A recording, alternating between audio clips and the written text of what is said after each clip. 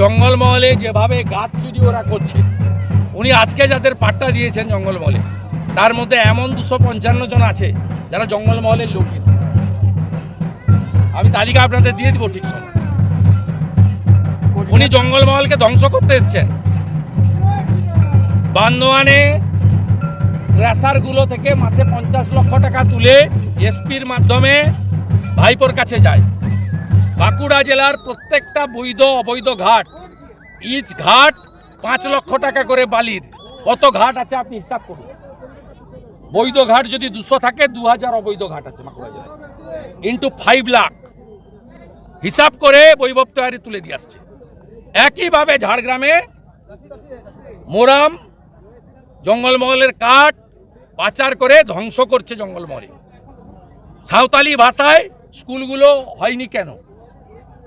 এখানকার ছেলেরা সব ঝাড়খণ্ডে, উড়িষ্যাতে, ছত্তিশগড়ে কাজে চলে যাচ্ছে কেন?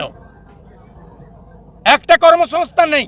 উল্টো দিকে বাবা সাহেব আম্বেদকর যে সংরক্ষণ দিয়েছিল এসসি এসটি এবং কুর্মী সহ হিন্দু ওবিসিদের, সেটা আপনি কেড়ে নিয়েছেন।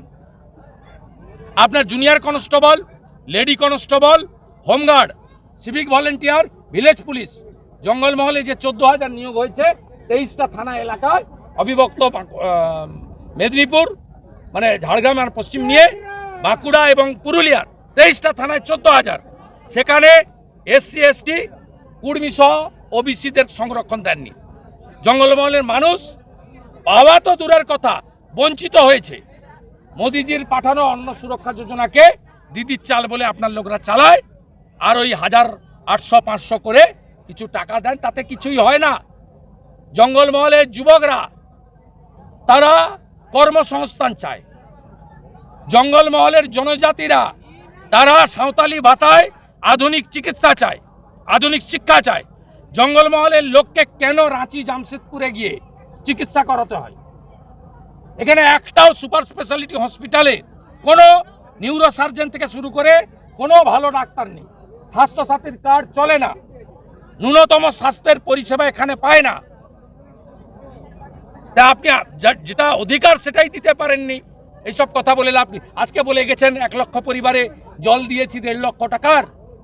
তো জল জীবন মিশন তো নরেন্দ্র মোদীজি, কত আর নাম চুরি করে স্টিকার লাগাবেন? সুনীতা বলছি যে কোচবিহারের শীতলকুচিতে আজও কয়েক হাজার বাংলাদেশি জমায়েত করেছে, তারা এপারে ঢোকার চেষ্টা করছে। ভারত সরকার দেখছেন গতকাল নরেন্দ্র মোদীজি হিন্দু এবং মাইনরিটিদের সুরক্ষার কথা ওখানকার তত্ত্বাবধায়ক প্রধানকে জানিয়েছেন। আজকে ভারত সরকারের স্বরাষ্ট্রমন্ত্রীজি সোশ্যাল মিডিয়ায় পোস্ট করেছেন যে হিন্দু এবং মাইনরিটিদের সুরক্ষা দেওয়ার জন্য আমরা অঙ্গীকারবদ্ধ। এডিজি বর্ডারের নেতৃত্বে হাই পাওয়ার কমিটি তৈরি করা হয়েছে, যাতে ওপারে থাকা হিন্দুদের শারীরিক এবং সম্পত্তির ক্ষতি না হয়। তারপরেও যে কথা প্রথম দিন থেকে আমি বলে এসেছি, 2019 সালে সিএএ তৈরি করেছিলেন নরেন্দ্র মোদীজি। কেন? তিনি জানতেন যে ধর্মীয় উৎপীড়ন করে আফগানিস্তান, পাকিস্তান, বাংলাদেশ থেকে হিন্দু, শিখ, খ্রিস্টান, পার্সি, জৈন, বুদ্ধিস্ট এদেরকে এরা তাড়াবে। তাই জন্য সিএএ 2024-এর 6 মার্চ সিএএ কানুন চালু হয়েছে ভারতবর্ষে।